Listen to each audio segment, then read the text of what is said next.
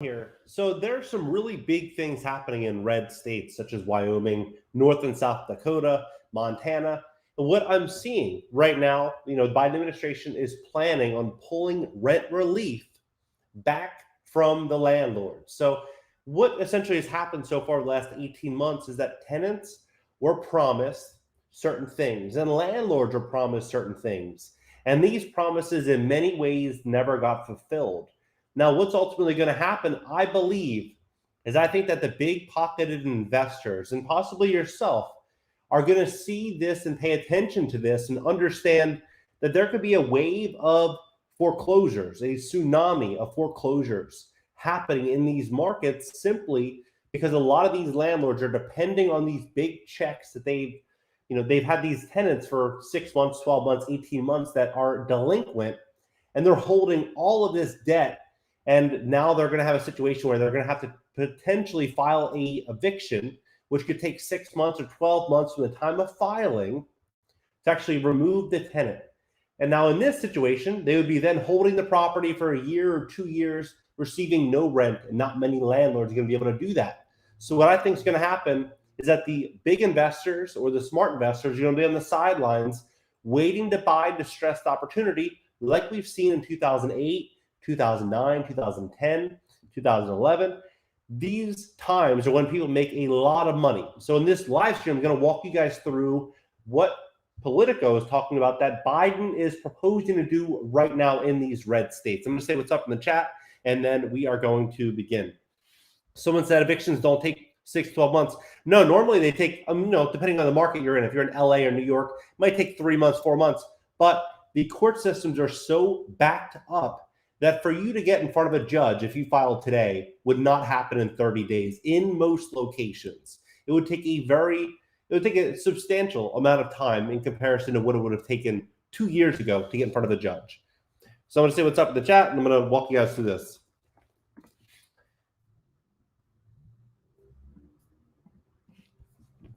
So Biden is about to adopt a policy that could hurt Dems even more with rural voters. About half of the $46.5 billion in federal rental aid made available during the pandemic is expected to be spent by the end of the year. The Biden administration plans to claw back billions of dollars in unused rental aid has sparked an outcry from Democratic lawmakers and from housing groups who warn that struggling rural tenants will lose a lifeline just as this surges again. About half, so about $23.25 billion in federal rental aid made available during the pandemic is expected to be spent by the end of the year, and the Treasury Department is planning to reallocate funding to areas that have seen the greatest demand or at least have been most efficient at delivering funds. So we're looking at, even states like Florida. People think, Florida is, very pro-business, people believe, right? And so you would think that that state would run their plan to get rental aid out to landlords in a fashion much, far greater than New York or California. But in reality, only 2%, as of a few months ago, only 2% of all rental aid distributed in Florida actually hit the pockets of landlords. Only 2%. In New York, they range up between 5% and 8%. In California, 2%. So essentially, Florida is no better at actually getting these funds out than some of the other states. And so we're going to take this into consideration with a lot of these states, how they're all operating. So the shift means that rural parts of the U.S., including Wyoming, Montana, and the Dakotas, right, all red states, are poised to see some of their available funding pulled back. It's triggered protests from the Democrats on Capitol Hill and from housing advocates who say that tenants in those areas are suffering from this economic fallout, but may have missed out on the funds because local aid and programs failed to reach them. Experts also say rural renters may be flying under the radar because of inadequate data on who is most in need of assistance. Now, so some states are much easier to actually obtain the assistance than others.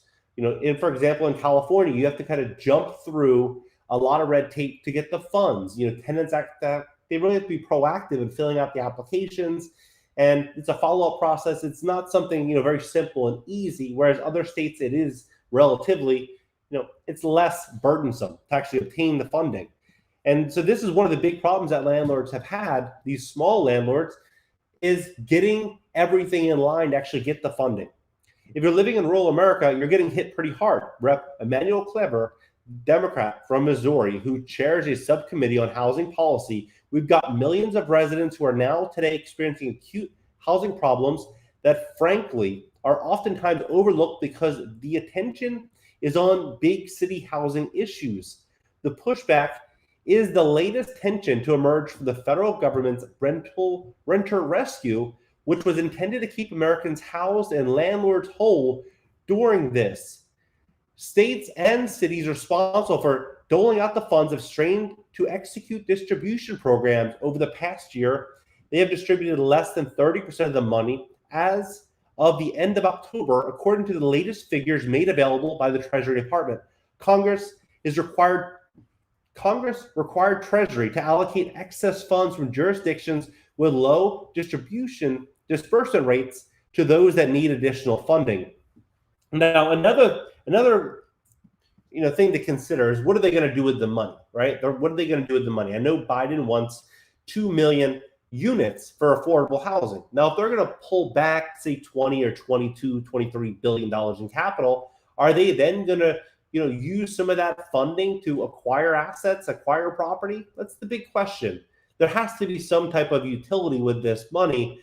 And I think that what we're going to see is a lot of big pockets fighting over a lot of distressed property. A lot of people are concerned with inflation, concerned with how valuable the dollar will be in a couple of years. But hard assets, real hard assets, are going to be what's important. And these states specifically, are getting a lot of attention, because now when people are working from home, they can work from home, they can live at a much more affordable place compared to like LA or New York or any of these other states. They can move here, people can work from home, they can pay less, and ultimately a lot of these places, they're going to get what's called a discount to replacement value. They're going to buy these properties for less than the cost to replace them, and then they're essentially going to have a cash flowing asset that they can easily manage through some softwares today. I mean, some of the softwares today are incredible, where people will just go onto their app. If they have a repair issue, they'll just fill it out, they'll hit the button, someone will be there in 24 hours, fix the item. This is now available, and investors are going to be utilizing this in huge fashion going forward with a lot of these opportunities, is what they're going to call them. Rural America accounts for 5.1 million of the nation's renter households, according to the Urban Institute, with nearly 20% paying more than half of their income on rent.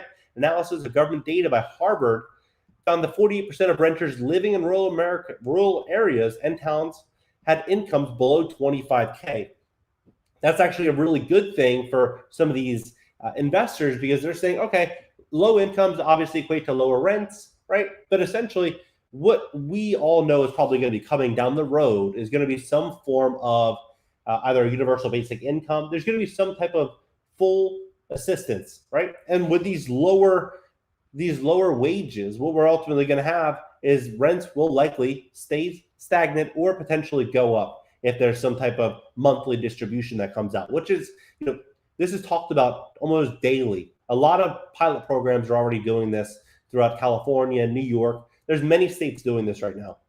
So I think it's a matter of time. It's been roughly 2 years since we've had stimulus and unemployment benefits. What's really the big transition with a universal basic income? And then once landlords know that, hey, you're getting X, Y, and Z, consistently from the government, what's going to happen? Rents are likely going to climb. And then when you have potentially climbing rents and less cost in terms of management and inflationary fears, you're going to have a big demand for this property, right, or this product. So during the pandemic, non-metropolitan regions that depend on farming and manufacturing have faced the highest rates in the country. The most densely populated cities, such as New York, are slow in distributing rental aid in the beginning of the year. Rural areas are still scrambling to get the money out the door.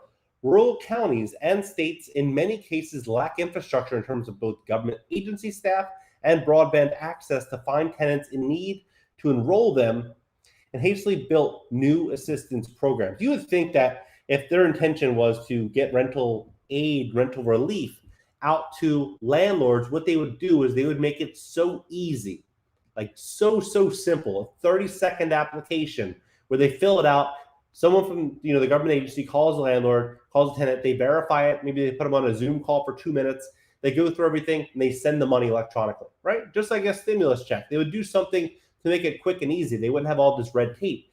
And with this red tape and now this pulling back of funds, what we're going to have, I believe, is we're going to have a lot of people that are going to say, hey, I got duped. A lot of tenants are going to say, hey, I got duped into this. And then a lot of landlords are going to say, hey, I was promised this and I didn't get this. For example, Gavin Newsom, he came out and said that if you can't afford rent, don't pay it. I got you. I have your back. I'm going to pay this for you. And how did that really work out? That was said 9 months ago. 9-10 months ago, nothing happened that I'm aware of. The need is there, said Sarah Cackler, director of the Rural Initiatives at Affordable Housing Group, Neighbor Works America, which has 118 rural member affiliates around the country. The geographic isolation and information graph are two really large struggles. A researcher at the Urban Institute who has studied rural housing said a lack of reliable internet and cell phone service had impeded aid applications, as have transportation barriers that have prevented people from filing out paper applications. The difficulty is connecting with rural residents who may have benefit from the aid has made it harder to assess who needs help. So they're saying that internet and really being able to just get from one place to the other, just transportation, is one of the main hurdles. It doesn't, in my opinion, almost everywhere in America has full-fledged internet, right? That doesn't seem like a real problem, but apparently to them it is. Not having great data and definitely hampering, says Elizabeth Glidden, Deputy Executive Director of the Minnesota Housing Partnership. We're concerned that some rural renters are remote, hard to reach, and then not getting connected to the benefits that they should have qualified for and need. It's also unclear, based on available data, the extent to which rural tenants have been affected by the Supreme Court's decision in August to block federal eviction bans. Who tracks evictions as project director of Princeton University Eviction Lab says financial hardships in rural areas don't always result in people losing their homes, but tend to lead to overcrowding or individuals living in extremely low quality housing. Eviction Lab, one of the most widely cited sources for data, largely focuses on urban areas. These are places that are not going to show up on the eviction statistics, but that need the money badly. So what we're going to see, I believe, is we're going to continue seeing this more and more and more. Over 2022, I think what we're going to have is we're going to have, for example, BlackRock and Blackstone, a lot of big private equity firms. They're sitting on so much money. The problem isn't them being able to raise the capital. It's them being able to allocate the capital. And BlackRock, they just allocated, or Blackstone, they just allocated roughly $25 billion into one real estate fund, and they're raising another one right now. They just don't know where to put it. With these opportunities that are going to be happening, this is what this is to them. This is an opportunity. What they're likely going to be doing is, I believe, that they're going to be buying paper from banks. The banks are going to be holding all this bad debt, all these, delinquent, anything past 90 days. So if they have a fourplex, a bunch of fourplexes, single families, multifamilies, commercial properties that are in some form of forbearance, they're going to go in there and try to acquire that bad debt. And then if the borrowers cannot re-qualify for the asset, then it's going to be turned over to one of these big PE firms, these big private equity firms. That's speculation. We'll see. I think that does happen though.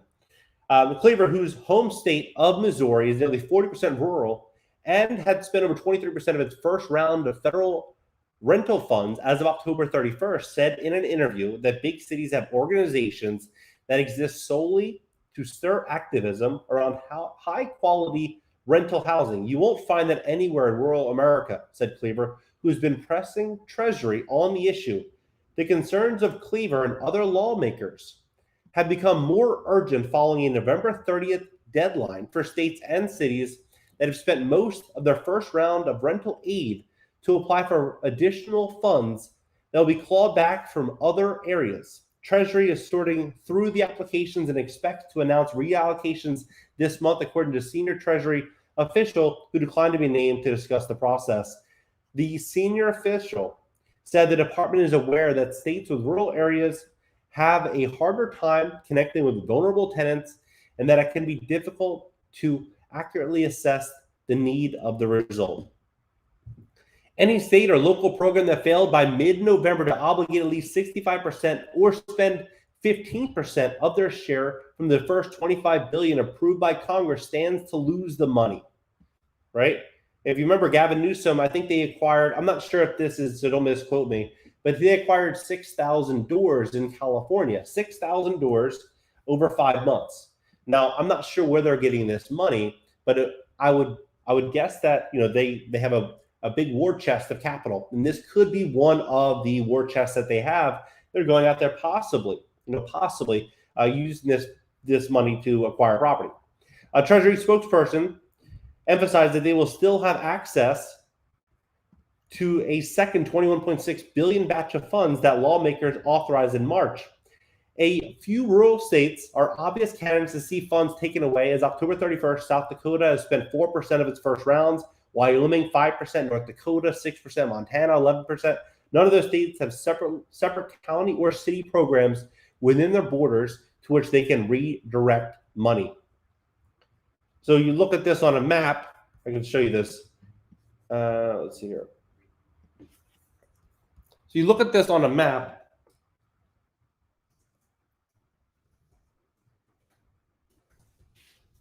And then it'll show you very clearly. So they're saying that these states right here, right, Montana, Wyoming, North Dakota, and South Dakota, and rural America, right? They're talking rural. So it's pretty, I would guess, you know, they already indicated that these four, but potentially, you know, Nebraska, right? Kansas, Missouri, Oklahoma. Rural America is a very, very large block of housing. No doubt about that. So it'll be interesting to see how this, and this is all the most affordable housing for the most part.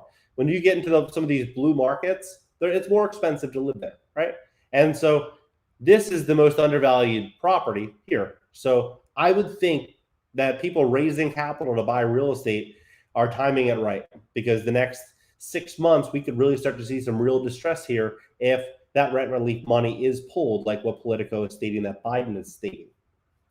So John Tester said that his state, led by Republican government, has imposed severe red tape on the aid distribution process. Aid applications must provide income documentation, a copy of a lease, and documents demonstrating their need, such as past due rent notice or utility shutoff bill, according to the state. So, I mean, this is a lot to for many people to gather, then take the FedEx and Kinko's, you know, potentially get it notarized, send them to the state, follow up with the state, communicate with the landlord. I mean, this isn't something very simple.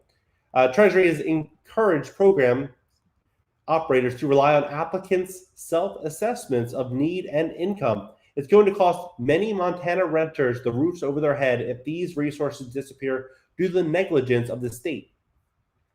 And of course, they didn't respond for comment. State programs in Nebraska, Idaho, Tennessee also appear to be at risk, but their unused funds could go to city programs with their borders, right? And so again, the same. When you're looking at these other states that they're quoting right now, so they're quoting Nebraska, Idaho, and Tennessee. So in total, it's Montana, Wyoming, North Dakota, South Dakota, Nebraska, and they said Tennessee, and they said, let's see here, and Idaho, right? And so, where's Idaho? Yeah, so you look at this is a very, very large block of red real estate, right? A very large block of red real estate. State programs. So they said that the most concerned about rural southeast counties with large populations that tend to have a higher eviction rate. The state rental aid programs in South Carolina and Georgia had spent less than 15% of their first round in federal funding by October 31st. Their money could be moved to metros such as, you know, South Carolina, Atlanta, which had spent all of their first round funds. Whose states consistently post some of the highest urban and rural eviction rates in the country, said rural tenants often go overlooked in the larger political discussion about the shortage of affordable housing. when most people think about this crisis, they think about rural areas.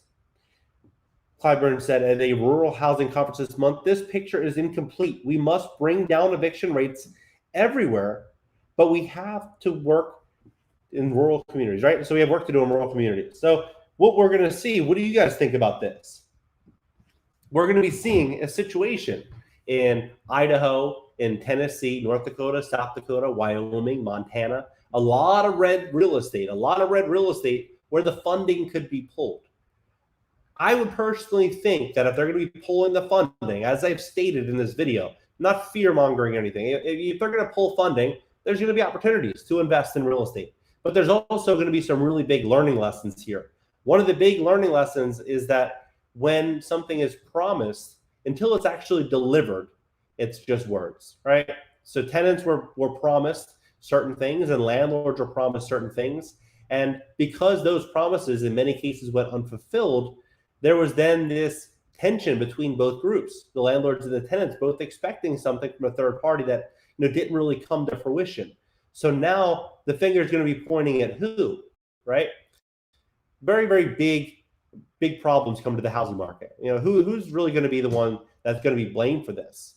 That's the big question. What do you guys think? I'm going to read through some of these comments in the comments section right now. I'm going to scroll up here. Buy markets reduced just to investors, not people wanting to live in a house. No investor wants a house where they have to pay for a tenant to occupy. Well, what I think is ultimately going to happen too, interesting point too, is that buy markets reduced to just investors, not people wanting to live in a house. No investor wants a house where they have to pay for the tenant to occupy. So what I think is going to happen is I also think that there's going to be a lot of people that are renting that, they were still working, they still have stable income, they have good credit, and they were still, putting forward the effort in the hard times. And these people, I think, are going to say, hey, it makes more sense to buy my own property, a multi-unit property, and reduce my living costs because I don't know what the future looks like, right? And so for that person, sure, it's still a house. They're still occupying a property and managing the tenants inside of that structure, fourplex, whatever it is, right? They're still going to be managing these tenants, but they're going to be reducing their life costs, and they are investing. In my opinion, that is an investment. Of course, it's, some would call it a primary residence, but if you have cash flow coming in from the other doors in the property, I think it's a win-win for everybody. So I do think that that's going to happen. Cash buying is king. Let's see here. I've talked to investors, most say not at any price. The others have me at such insulting offer, I hung up on them. Yeah, I mean, you have a lot of investors right now also that are on the side. They're holding so much cash. They're holding a lot of cash in the markets at all-time highs, right?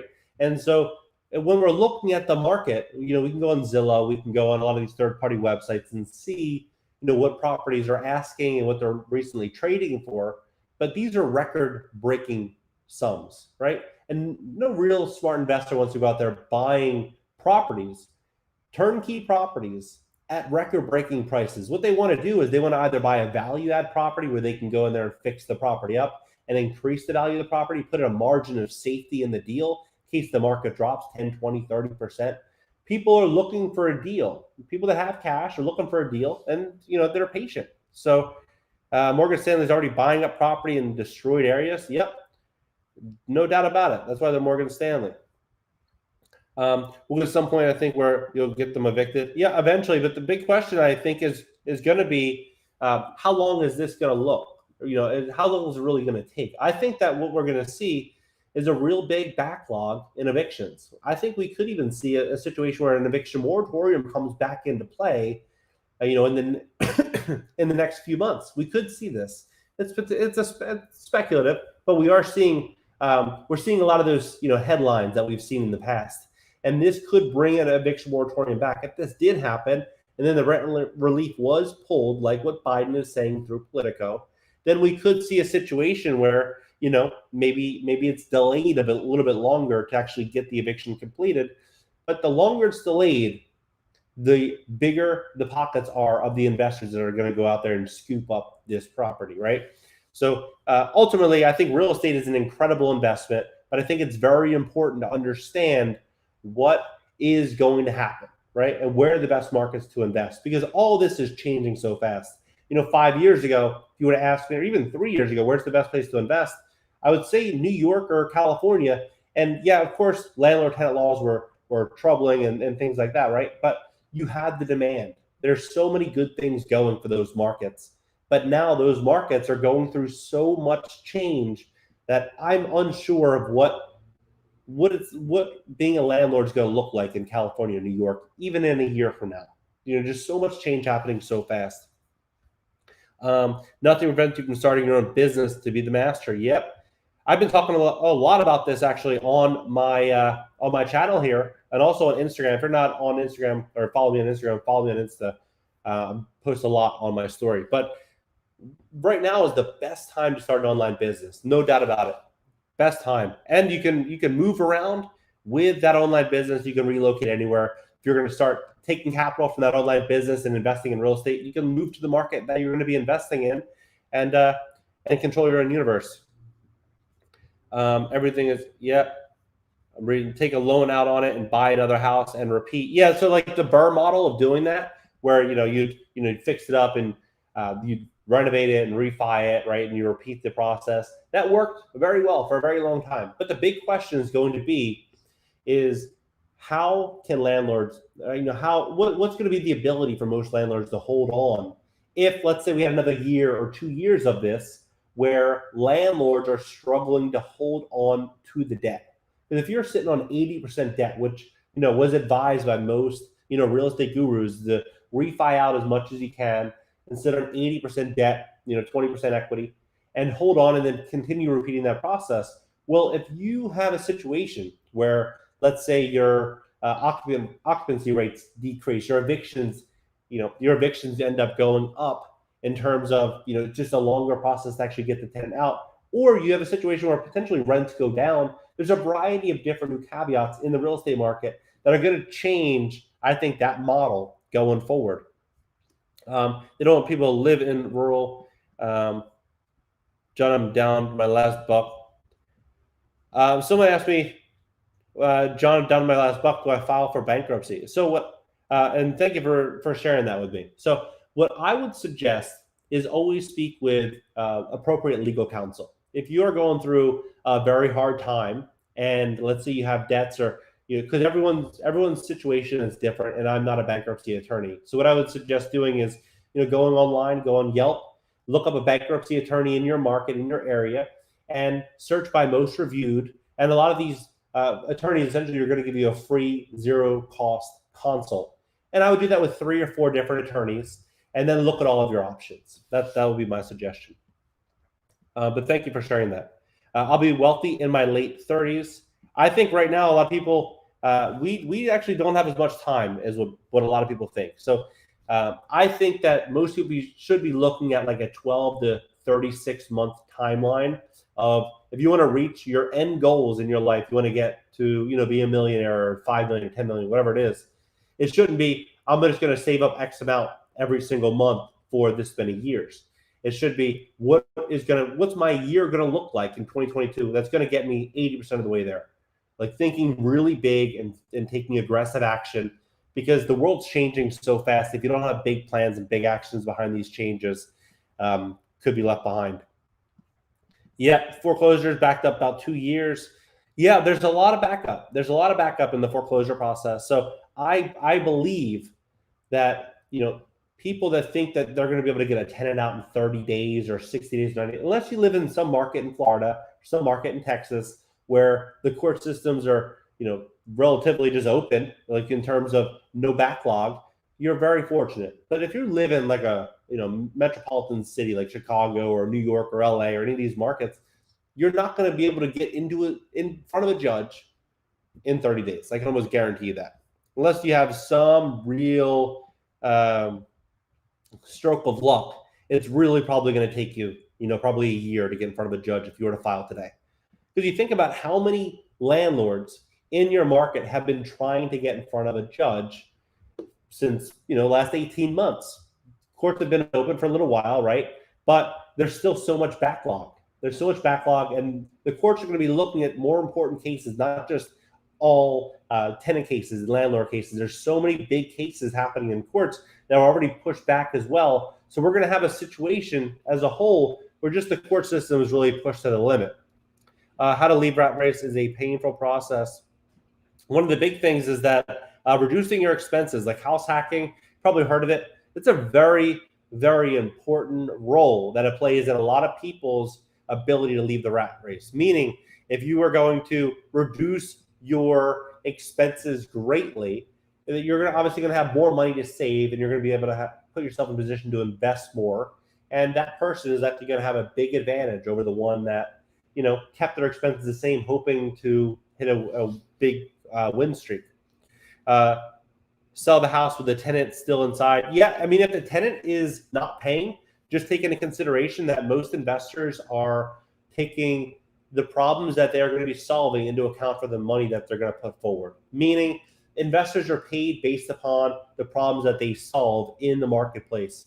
No one's going to pay not no one, but most smart investors are going to want a discount for buying a property with a tenant inside that's not paying rent, because that's going to ultimately cost the landlord, the new landlord, money to actually get that tenant out. There's going to be costs associated with the eviction, and that landlord will not know how long it's going to take to actually remove the tenant inside. Let's see here. Learn from this, start treating. Let's see here. A tenant brings down. No. So someone asked, a tenant brings the value down. No, not at all. But a tenant, you have like the best way to look at this is a tenant and a landlord have a relationship, right? And that relationship is the landlord promises certain standards of living, right? And for that promise, a tenant will sign a contract with the landlord saying, okay, great. If you offer me X, Y, and Z inside of this contract, I will pay you X for X amount of months from the set of terms, right? In the event that we have a disagreement, this is how we're going to proceed. If I have a dog, this is these are the terms inside of that. If I do this or if I do that, and everything is set inside the lease, right? And so if the landlord owns a building and they have a bunch of tenants inside that they've signed a lease, and now the lease on a lot of these units are, they're not being fulfilled by the tenant side. Now the landlord is holding a situation where the cash flow is going down. And because of the reduced cash flow, if they were to sell that property, the new buyer would see, hey, cash flow has decreased greatly. It's not producing what it once was. And because of this, I take on additional risk. And because of this additional risk, I want to pay X, Y, and Z, right? And so it's not the tenant that's the problem, or the landlord that's the problem. It's what really is the problem is that the false sense of promise laid to both the tenant and the landlord over this whole process. Now, there's going to be a lot of people to lose money. In many cases, it's going to be the landlord because because the landlords have more to lose in terms of their property. Let's see here. Loopholes are people with IQs, and let's see here. They don't want. Scroll down here. Don't throw your kids in the street. Give it choice. Yeah. Big changes coming to the housing market. Big opportunities too. I think we're gonna read my super chat, please. I didn't see that. I'm using a third party. Let's see here. I'm using a third party streaming service. I don't see a super chat. I'll look at it at the end of this live stream, and I'll respond in the comment section. Hit the notification bell to join the next live stream, and I'll see you guys in the next one.